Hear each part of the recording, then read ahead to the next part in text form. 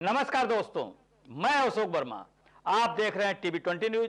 बने रहिए हमारे साथ। इस खबर के प्रायोजक हैं पूर्वांचल मशीनरी एजेंसीज अधिकृत विक्रेता, जहां आपको मिलेगा किर्लोस्कर व प्रकाश जनरेटर के साथ ही सेंचुरी प्लाईवुड, माइका व हार्डवेयर के सभी सामान। हमारा पता है नरौली तनिष्क शोरूम और नगर पालिका civil line, Azamgarh. Mobile number है 9415207728 यानी 9415207728।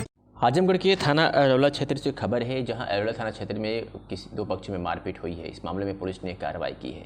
इस पूरे मामले में अपर पुलिस अधीक्षक नगर शैलेंद्र लाल ने जानकारी दी है। क्या कुछ कहा है वो आपको सीधे सुनवाते हैं। एक वायरल वीडियो हो रहा है मारपीट का, क्या है पूरा मामला? ये अरौला थाने में मतलूबपुर गांव के पास अरौला पुल के नीचे दो पक्षों में कमेंटबाजी को लेकर मारपीट हुई थी। इस प्रकरण में 6 लोगों की गिरफ्तारी करी गई है और शीघ्र इनको संबंधित मजिस्ट्रेट के सामने पेश किया जाएगा। आजमगढ़ जिले के नगर पंचायत जैनपुर में स्थित कोरिया पोखरे पर छठी व्रती महिलाओं ने धूमधाम से छठ का विधि विधान से पूजन कर डूबते हुए सूर्य को अर्घ्य दिया और एक दूसरे को बधाई दी। वह इस दौरान जैनपुर पूर्व नगर पंचायत अध्यक्ष हरशंकर यादव ने पोखरे पर घूम रहे छठ व्रती महिलाओं से आशीर्वाद लिया और पोखरे का भ्रमण कर नगर पंचायत द्वारा कराई गई साफ सफाई पर सवाल उठाए। साथ ही उन्होंने कहा कि छठ पर्व पर ही यही कामना करता हूँ कि मेरे नगरवासी हमेशा खुशहाल रहें और हमेशा आगे बढ़ते रहें। साथ ही उन्होंने सभी नगरवासियों को छठ पर्व की बधाई दी। आइए आपको भी सुनाते हैं कि क्या कुछ कहा पूर्व चेयरमैन ने। मैं शंकर यादव, नगर पंचायत पूर्व अध्यक्ष जैनपुर, जनपद आजमगढ़। आज यहाँ पर जो है पोखरा तालाब पर जो है धूमधाम से लोग मना रहे हैं, क्या कहेंगे?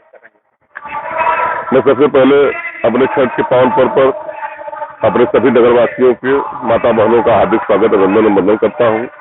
और मैं छठ माता से प्रार्थना करूंगा कि जो हमारी माताएं एवं बहनें जो मनोकामना लेकर आई है, छठ माता की उन पर कृपा बनी रहे।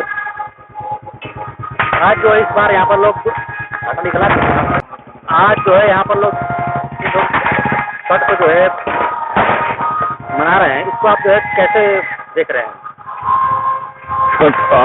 मैं जब तक चेयरमैन था नगर पंचायत द्वारा वरिष्ठ कर्मचारी से लेकर लाइट बत्ती सब चकाचक लगी रहती थी। इस बार छठ का पोखरा दुर्व्यवस्था का शिकार हो गया। लोगों में उत्साह नहीं है, उन माताओं बहनों में वो उत्साह नहीं है जो हमेशा हमारे पिछले 5 साल कार्यकाल तक रहा। तो मैं चाहूंगा कि नगर पंचायत के जो अधिशासी अधिकारी से लेकर जो कर्मचारी है और जो जिम्मेदार व्यक्ति है इसका ध्यान दे। जी, अच्छा, यहाँ पर जो है कुछ लाइटें भी बंद दिख रही है जो आपके कार्यकाल में थी, लगी थी। यहाँ पर वर्तमान समय जो लाइट सौर ऊर्जा की लाइट है और जो हाई मास की लाइट थे सब खराब हो चुकी है, सब निकल चुकी है। जो लाइट लगी वो भाड़े की लाइट लगी है। एकदम दुर्व्यवस्था का शिकार नगर पंचायत चल रहा है इस समय। जो बताएं छठ पर्व को मना रही है और वो व्रत है, उनको क्या संदेश देना चाहेंगे? मैं उनके उज्जवल भविष्य की कामना करता हूँ सभी माताओं बहनों की। मैं ये चाहूंगा कि माता छठ माता की कृपा उनके परिवार पर बनी रहे, मेरा नगर खुशहाल रहे। इसी के साथ जय हिंद जय भारत। जब आपके कार्यक्रम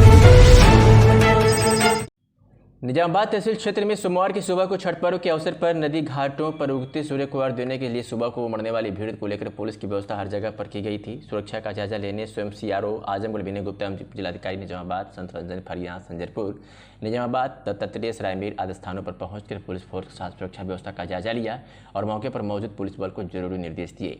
अर्घ्य देने वाली महिलाओं के साथ ही अन्य लोगों को घाट पर आने जाने में सुविधा हो और ट्रैफिक व्यवस्था दुरुस्त हो, इसके लिए पुलिस की तरफ से पहले ही रूट डायवर्जन कर दिया गया था। सभी वाहनों को क्षेत्र के घाट के मार्ग पर आने जाने पर प्रतिबंध लगा दिया गया था। वही महिलाओं की सुरक्षा को लेकर महिला पुलिसकर्मियों के साथ ही एंटी रोमियो का विशेष दस्ता भी लगाया गया था।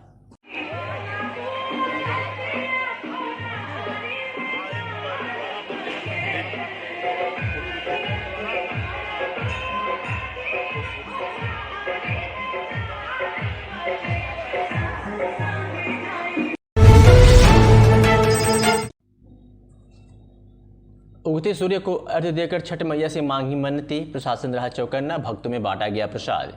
बता दें कि छठ महापर्व पर अर्घ देने के लिए छठ घाट पर आज भोर में ही महिलाएं पहुंची। उगते भगवान भास्कर को अर्घ देने के साथ सूर्यदेव की आराधना का 4 दिवसीय छठ पूजा का महापर्व संपन्न हुआ। उगते सूर्य को अर्घ देने के लिए व्रती महिलाएं एवं दूर दूर से आए श्रद्धालु जलाशय एवं पोखरे के किनारे स्थित छठ घाटों पर सूर्योदय के काफी पहले से पहुंचे।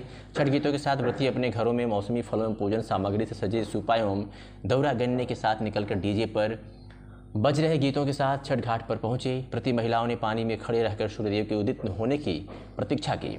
सूर्योदय के साथ ही भगवान भास्कर को कच्चे दूध एवं जल का अर्घ दिया गया। सूर्यदेव को अर्घ देने के बाद पूजन हवन आरती के साथ छठ माई का प्रसाद वितरण किया गया।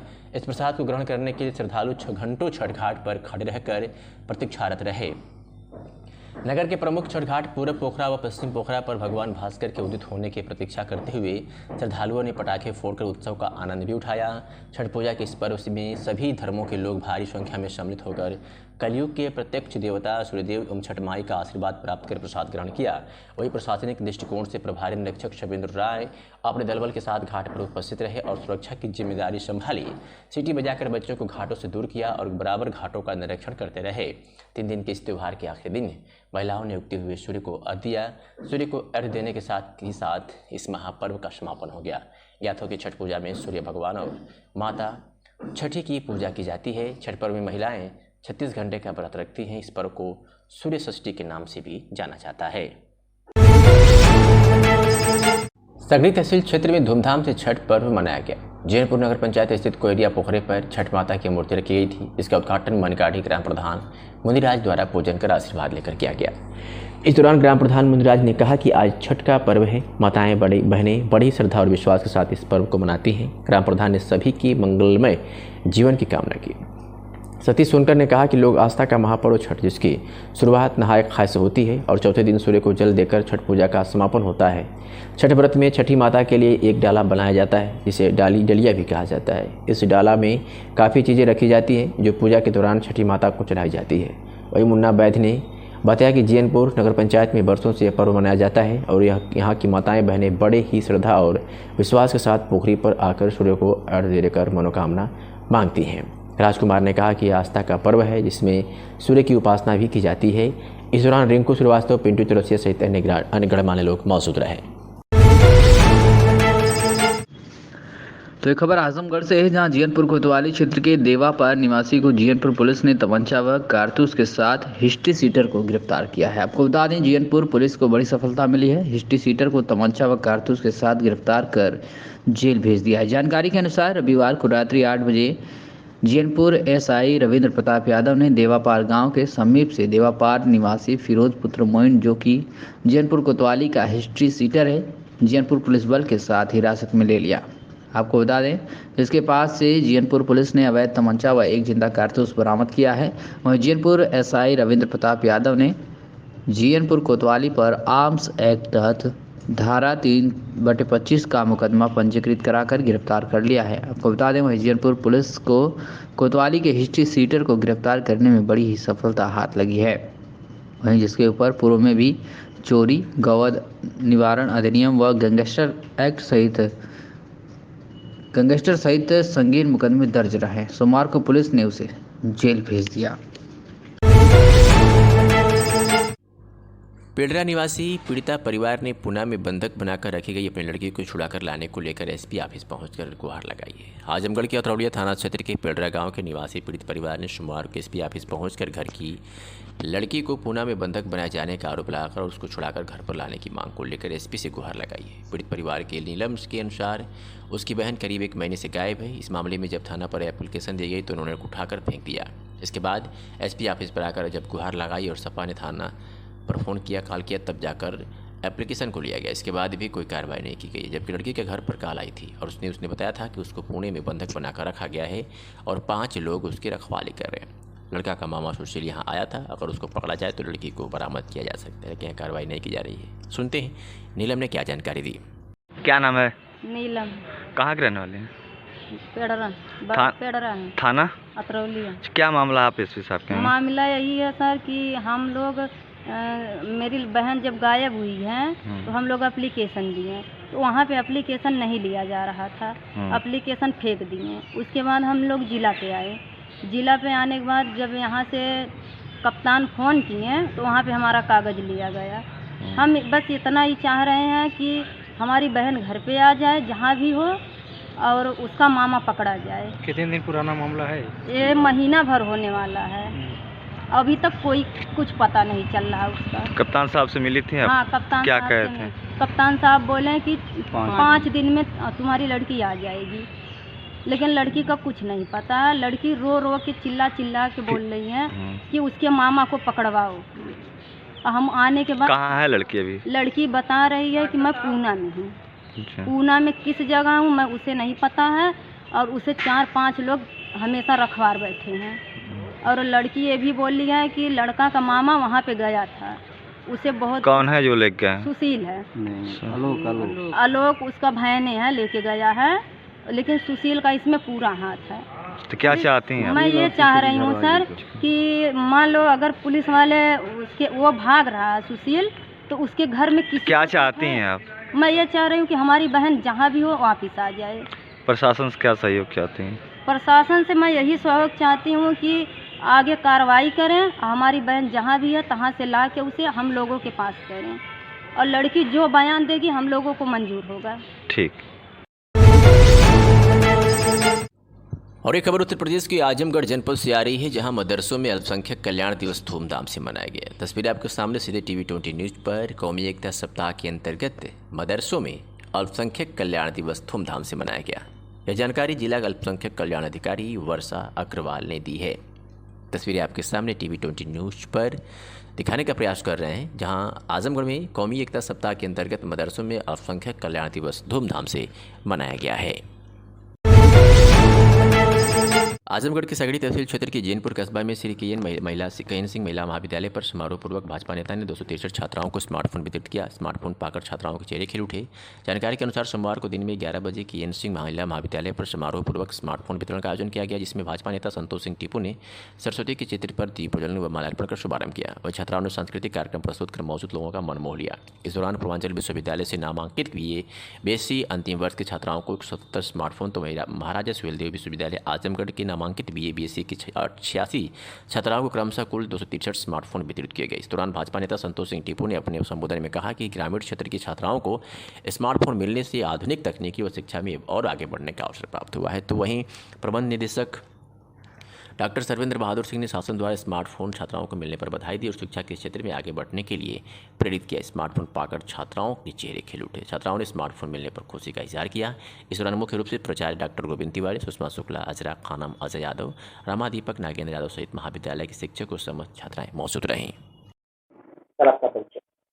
मैं डॉक्टर गोविंद तिवारी, प्राचार्य केएन सिंह महिला PG कॉलेज जैनपुर आजमगढ़। आज हमारे महाविद्यालय में स्मार्टफोन वितरण का कार्यक्रम आयोजित किया गया था। इसके मुख्य अतिथि वरिष्ठ भाजपा नेता श्री संतोष सिंह टीपू जी थे और 263 विद्यार्थियों को जो BA BSc पास आउट कर चुके हैं उनको स्मार्टफोन वितरण किया गया।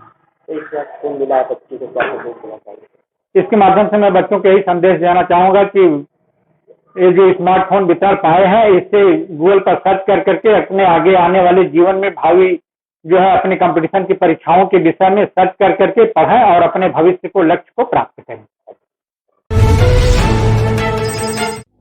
श्रीमद् भागवत ज्ञान सप्ताह के दूसरे दिन लगी भारी भीड़, श्रोताओं में उत्साह। बता दें कि संगीतमय श्रीमद् भागवत सप्ताह ज्ञान यज्ञ का आयोजन पकरडिया गांव निवासी शिवमूर्त सिंह कमला सिंह के द्वारा आयोजित किया गया है, जिसमें कथा श्रोताओं की काफ़ी भीड़ इकट्ठा होती है।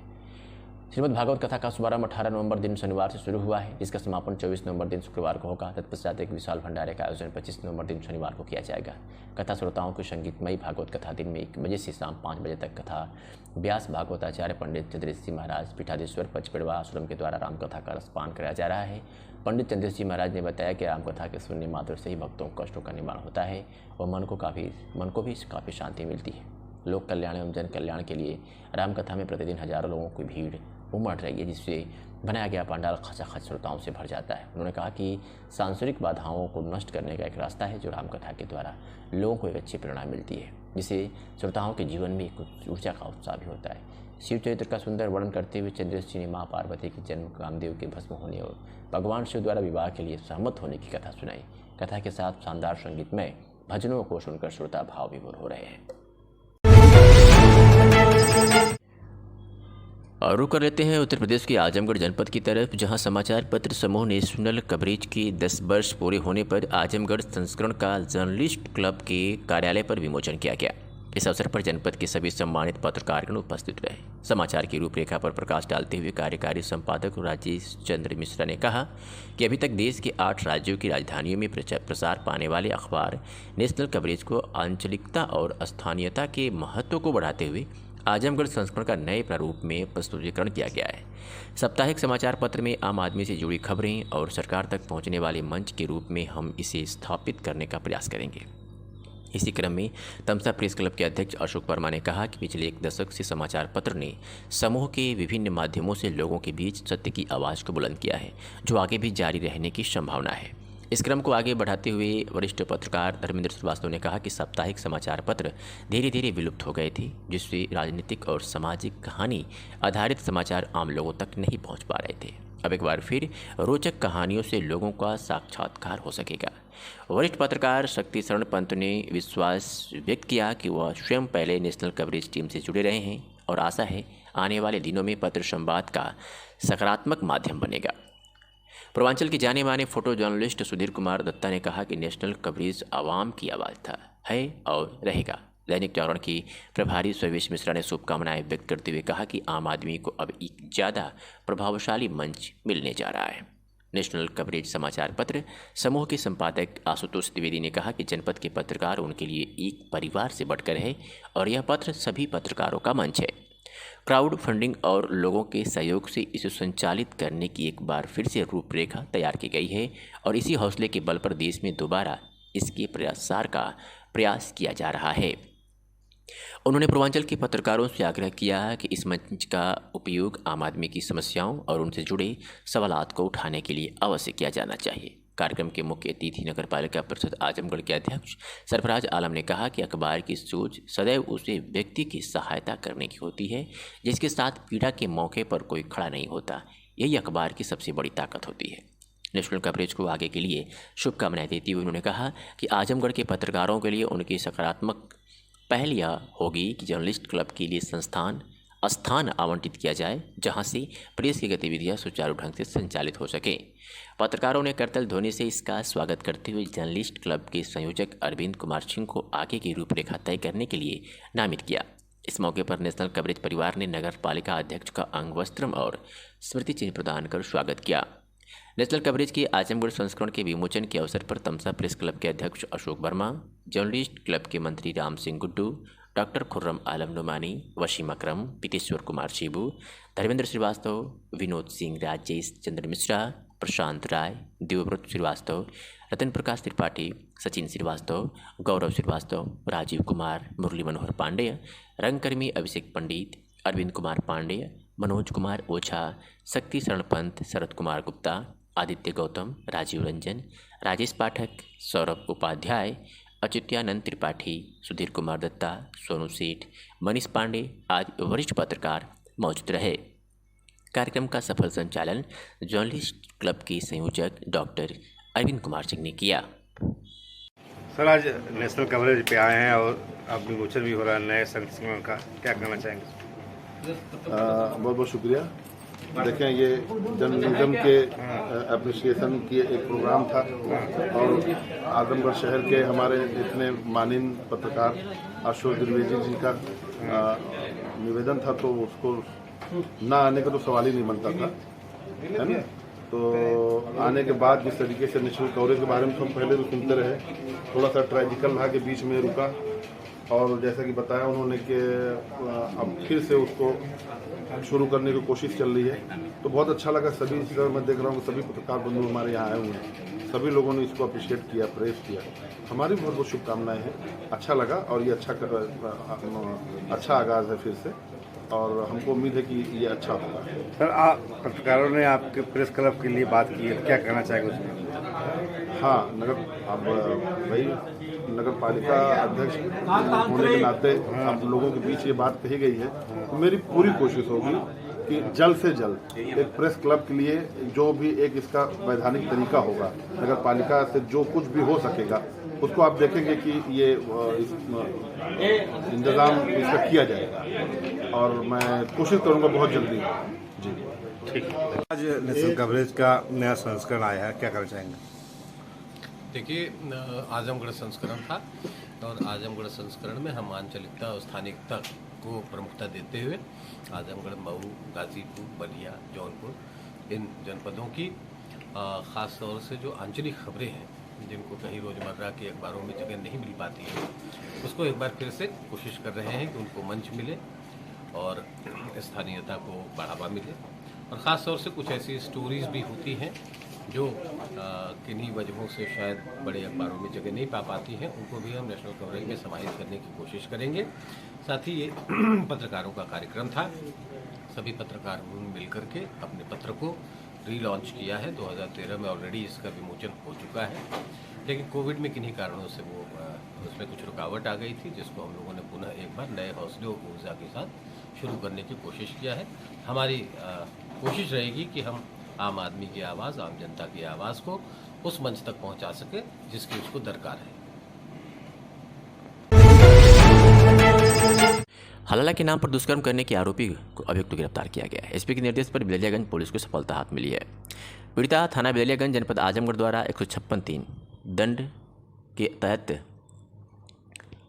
वादनी के देवर शहनवाज द्वारा छेड़खानी की गई। मना करने पर वादनी के ससुर इदरीस व पति सनव्वर द्वारा गाली गलौज देना तथा पति सनव्वर, ससुर इदरीस, देवर अरबाज व जीठ इश्तियाक द्वारा मारना पीटना तथा पति सनव्वर ने गैरकानूनी तरीके से तलाक दिया गया। वह जाफर पुत्र ग्राम गामा निवासी जगीपुर थाना जगीपुर जनपद गाजीपुर उसके पति व परिवार के उपयुक्त लोगों ने षड्यंत्र करके सनव्वर के बहनोई जाफर द्वारा वादनी के साथ शारीरिक संबंध बनाया तथा जबरदस्ती या प्राकृतिक दुष्कर्म किया गया के संबंध में मुकदमा पंजीकृत किया गया तो राज्य पुलिस ने उसे गिरफ्तार करने में सफलता हासिल की है। तो ये खबर आजमगढ़ से है, जहाँ सगड़ी तहसील क्षेत्र के विभिन्न नदियों और सरोवरों पर छठ पर्व और सोमवार सुबह उगते ही सूर्य को व्रती महिलाओं ने अर्घ दिया। तो वहीं जिलाधिकारी सगड़ी ने क्षेत्राधिकारी नगर पंचायत अध्यक्ष के साथ निरीक्षण किया। जानकारी के अनुसार आपको बता दें तो सोमवार को सरोवरों व नदियों पर तट सुबह 3 बजे से ही व्रती महिलाओं व उनके परिजनों द्वारा सर पर दौरी रखकर सरोवरों की तरफ कदम बढ़ गए, जहां लोगों की अपार भीड़ जुट गई। इस दौरान व्रती महिलाओं ने उगते हुए सूर्य को अर्घ दिया। वहीं पोखरे पर उत्सव जैसा माहौल भी रहा। सुबह सुबह गाजा बाजा के साथ छठ पर्व पर धूमधाम के साथ अजमतगढ़ व जियनपुर कोयरिया पार पोखरों पर पानी अधिक होने के बावजूद जगह जगह बैरिकेडिंग करके खतरे का सिंबल लगा दिया गया था एवं महिला पुलिस व पुलिस फोर्स जगह जगह तैनात रहे एवं अधिकारियों के निर्देश पर गोताखोरों और इलेक्ट्रीशियन भी मौजूद रहे। सोमवार की सुबह जिलाधिकारी सगड़ी अतुल गुप्ता, क्षेत्राधिकारी महेंद्र शुक्ला व नगर पंचायत अध्यक्ष पुरुषोत्तम यादव के साथ छठ पर्व पर व्यवस्था व साफ सफाई के साथ सुरक्षा का निरीक्षण किया गया। तो आजमगढ़ के गोगा शाह, भिखी शाह पोखरा, झारखंडी महादेव मंदिर पोखरा की बावड़ी, पक्की बावली, ताल सलोना पर डूबते सूर्य को अर्घ दिया गया। आपको बता दें, घाघरा एवं छोटी सरयू के तट पर महिलाओं ने उगते सूर्य को अर्घ दिया। क्षेत्र के कचड़ा, आइमा, मुस्लिमपुर, अंजान सहित बाजार गोसाई, चांदपट्टी, लाटघाट, जमसर, रामगढ़ सहित सगड़ी तहसील क्षेत्र के छठ पर्व पर धूमधाम व शांतिपूर्वक संपन्न हुआ। इस दौरान जियनपुर कोतवाल विवेक पांडे, जियनपुर अध्यक्ष पुरुषोत्तम यादव, नगर पंचायत अजमतगढ़ अध्यक्ष प्रतिनिधि अजय साहनी, अधिशासी अधिकारी अमित यादव, आलोक सिंह, अमित पटवा, राहुल कुमार, मनोज वर्मा, मनोज यादव, ज्ञानेंद्र मिश्रा, मनोज जायसवाल, व्यापार मंडल अध्यक्ष मनीष चौरसिया सहित नगर पंचायत के कर्मचारी व जियनपुर अजमतगढ़ नगर क्षेत्र के निवासी मौजूद रहे।